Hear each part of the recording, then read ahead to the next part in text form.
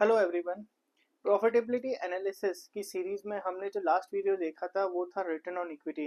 उसमें हमने डिस्कस किया था कि रिटर्न ऑन इक्विटी क्या होता है, इसका फॉर्मूला, और as a financial manager, finance manager और सीएफओ या एज ए इन्वेस्टर आप उस फॉर्मूले को किस तरह से यूज कर सकते हो अपनी एनालिसिस और इंटरप्रिटेशन के लिए।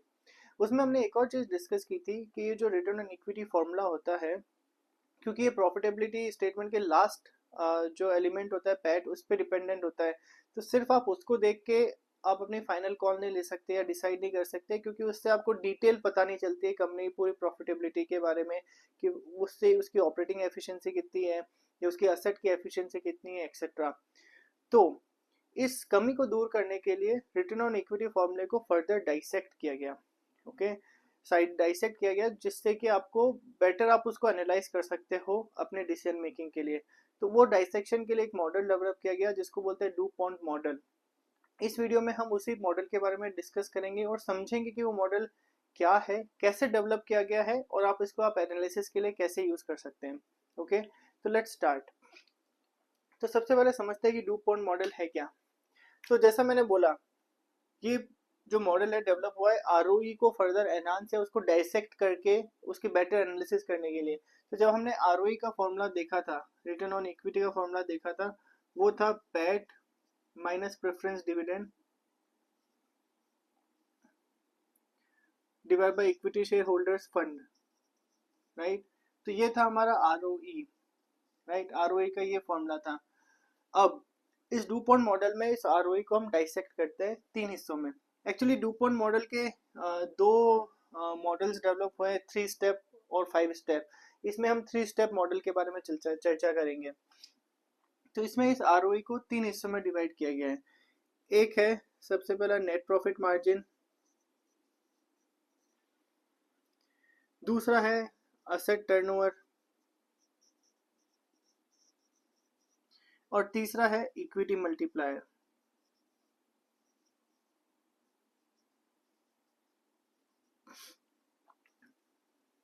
नेट प्रॉफिट मार्जिन क्या होता है, इसका फॉर्मूला क्या है? इसका फॉर्मूला सिंपल है, net income divide by sales. Sales बोल दो या रेवेन्यू फ्रॉम ऑपरेशन, कुछ भी बोल दो। Net income divide by sales और revenue from operation. Net income basically क्या हुआ, यहाँ पे हम पैट कंसिडर करेंगे, बट सिंस हम रिटर्न ऑन इक्विटी की बात कर रहे हैं, राइट, तो बेसिकली इसको कंसिडर करो PAT minus preference dividend, right. Just in case अगर उसकी कंपनी की बुक्स में प्रेफरेंस डिविडेंड है तो आपको पैट में से प्रेफरेंस डिविडेंड डिडक्ट करना होता है। तो पैट माइनस प्रेफरेंस डिविडेंड, ये हुआ नेट इनकम। जनरली आपको जब आप फॉर्मूलाज देखोगे बुक्स वगैरह में तो आपको पैट या नेट इनकम यही देखने को मिलेगा। डिवाइड बाय सेल्स और रेवेन्यू फ्रॉम ऑपरेशन, ये हुआ नेट प्रॉफिट मार्जिन। ओके, ये नेट प्रॉफिट मार्जिन बताता क्या है? ये नेट प्रॉफिट मार्जिन बताता है कि अपनी सेल पे कंपनी अपनी सेल्स से या रेवेन्यू से कितना प्रॉफिट जनरेट कर रही है, अपनी सेल्स के अगेंस्ट में या अपनी सेल के द्वारा या रेवेन्यू के द्वारा, रेवेन्यू फ्रॉम ऑपरेशन के द्वारा कितना प्रॉफिट जनरेट कर रही है, राइट। तो ये बेसिकली कंपनी की ऑपरेटिंग एफिशिएंसी बताता है कि कंपनी अपनी सेल से या रेवेन्यू से कितना प्रॉफिट जनरेट कर रही है, कंपनी कितने अच्छे से ऑपरेट कर रही है। ओके, तो ये ऑपरेटिंग एफिशिएंसी बताता है ये वाला फॉर्मूला। फिर आता है हम असेट टर्नओवर पे। असेट टर्नओवर का क्या फॉर्मूला होता है? असेट टर्नओवर का फॉर्मूला होता है सेल्स या revenue from operation, okay, divide by total asset. Sales, revenue from operation, total asset. Now ये जो फॉर्मूला है ये क्या बताता है, असेट टर्नओवर क्या बताता है कि कंपनी अपनी असेट से, जो भी कंपनी अपनी टोटल असेट है उससे कितनी सेल्स जनरेट कर पा रही है, अपनी असेट को यूटिलाइज करके कितनी सेल्स जनरेट कर पा रही है। ये बताता है कि कंपनी अपने असेट को यूटिलाइज करके कितनी सेल्स जनरेट कर पा रही है। तो बेसिकली वो अपनी असेट को कितना एफिशिएंटली यूज कर रही है, असेट्स को कितना एफिशिएंटली यूज कर रही है। ओके, तो ये जो बताता है आपकी असेट की एफिशिएंसी बताता है। ये वाला आपकी profitability against sales, so it means आपकी ऑपरेटिंग एफिशिएंसी कितनी है वो बता रहा है, कंपनी कितना अच्छे से बिजनेस रन कर रही है, सेल्स के अगेंस्ट कितना प्रॉफिट जनरेट कर रही है। ये असेट टर्नओवर बताता है कंपनी असेट को यूटिलाइज करके कितना रेवेन्यू जनरेट कर पा रही है, कितनी सेल्स कर पा रही है। तो असेट यूटिलाइजेशन के बारे में, इट मीन्स असेट एफिशिएंसी के बारे में बताता है। इक्विटी मल्टीप्लायर, इक्विटी मल्टीप्लायर का फॉर्मूला होता है total asset divide by equity share, equity share holder fund, ऐसा बोलो, इक्विटी शेयर कैपिटल या equity share holder fund, total asset divide by equity share holders fund. Okay, ये बताता है कि कंपनी अपनी असेट्स को कैसे फंड कर रही है। कंपनी अपनी असेट्स को, क्योंकि यहाँ पे टोटल असेट है और यहाँ पे इक्विटी शेयर होल्डर है, कंपनी अपनी असेट को कैसे फंड करती है, इससे पता चलता है। मतलब इनडायरेक्टली आप ऐसा बोल सकते हो कि इससे ये पता चलता है कि कंपनी अपनी असेट को जो फंड कर रही है उसमें डेट का कितना यूटिलाइज कर रही है, डेट का कितना यूटिलाइज कर रही है। फॉर एग्जाम्पल लेट्स से अगर किसी कंपनी का असेट है 100, फॉर एग्जाम्पल 100,000, ओके, जो भी आप समझना चाहो, और उसकी इक्विटी कैपिटल भी है 100, फॉर एग्जाम्पल असेट भी इतनी है और इक्विटी शेयर, मतलब अपनी सारे के सारे जो उसने असेट खरीदी है वो इक्विटी शेयर कैपिटल से खरीदी है, मतलब उसने कोई भी एक्सटर्नल डेट नहीं रखा है, कुछ नहीं रखा है, सारी फंडिंग इक्विटी शेयर होल्डर से कर रखी है। तो मतलब ये मल्टीप्लायर आ जाएगा आपके पास 1, राइट। अगर ऐसा नहीं है, अगर इक्विटी शेयर है 20 और असेट है 100, राइट, तो इसमें इक्विटी शेयर कैपिटल 20 बट उसका असेट है 100, मतलब बाकी बाकी 80 कहाँ से आई होगी, वो डेट से फंड होके आई होगी, राइट। तो इक्विटी मल्टीप्लायर से क्या बदलता है, कंपनी अपनी अपनी असेट फंडिंग के लिए डेट का कितना यूज कर रही है, राइट। इनडायरेक्टली ये भी पता चलता है। तो अपने वो एक तरह से आप इसको बोलते हैं कि इससे कंपनी का फाइनेंशियल लेवरेज पता चलता है, राइट, कंपनी का फाइनेंशियल लेवरेज पता चलता है। ओके, तो ये होता है इक्विटी मल्टीप्लायर, कि कंपनी अपनी असेट को कैसे फंड कर रही है वो पता चलता है, या लेवरेज का कितना, डेट का कितना यूटिलाइजेशन कर रही है उससे पता चलता है। तो ओके, तो इससे बेसिकली लेवरेज, फाइनेंशियल लेवरेज या डेट यूटिलाइजेशन, इसके बारे में पता चलता है।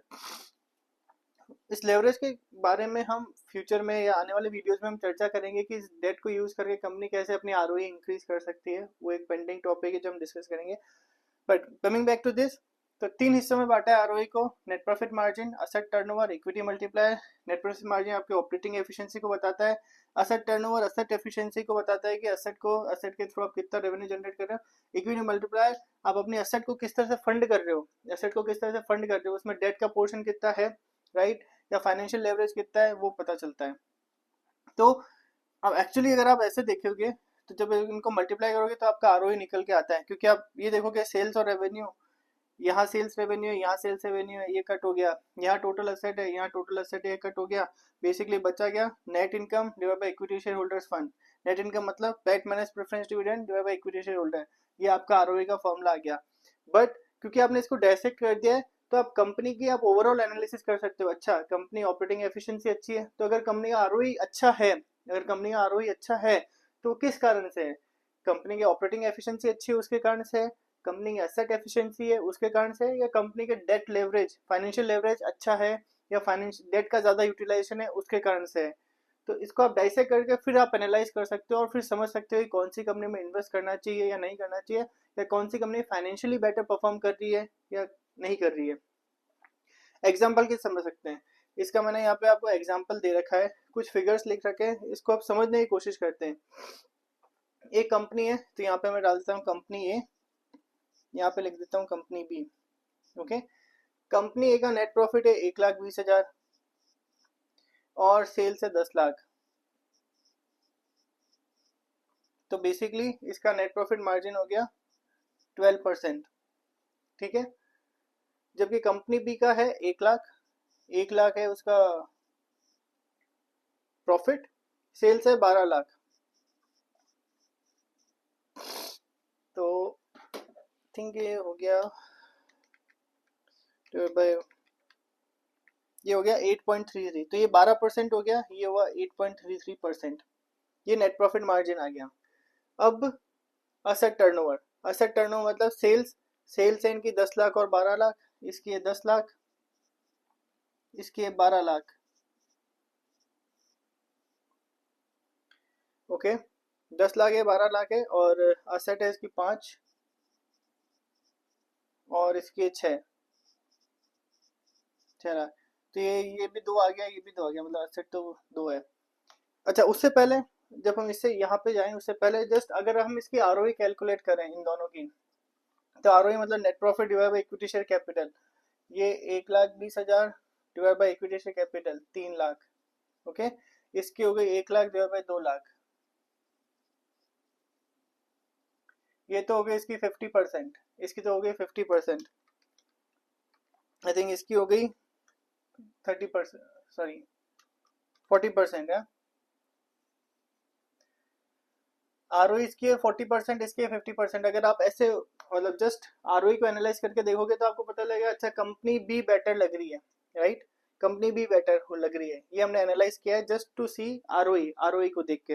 अब हम इस एनालिसिस पे आते हैं, तो हमने नेट प्रॉफिट मार्जिन निकाल लिया, हमने असेट टर्नओवर निकाल लिया, इसका भी दो है, इसका भी दो है।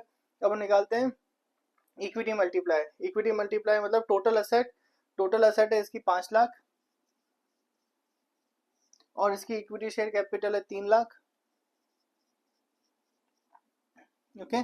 और दूसरे वाले की है 1 लाख, सॉरी असेट है 6 लाख और 2 लाख, असेट है 6 लाख और ये है 2 लाख। तो इसका तो इक्विटी मल्टीप्लायर आ गया 3, और उसका मल्टीप्लाई आ गया 5 डिवाइड बाई 3, 1.67। अगर आप जस्ट इनको मल्टीप्लाई कर लोगे तो 12 मल्टीप्लाई बाई 2 मल्टीप्लाई 1.67, ये आपका 40% आ गया वैसे भी, ओके। और इसको देखोगे 8.33 मल्टीप्लाई बाई 2 मल्टीप्लाई बाई 3, ये लगभग आ गया 50%। तो बेसिकली अगर आप जब इनको मल्टीप्लाई करते हो तो आपका आरओई निकल जाता है, जो 40% और 50% हमने यहाँ देखा, ओके। बट हम कर रहे हैं यहाँ पे डू पॉइंट एनालिसिस, ओके।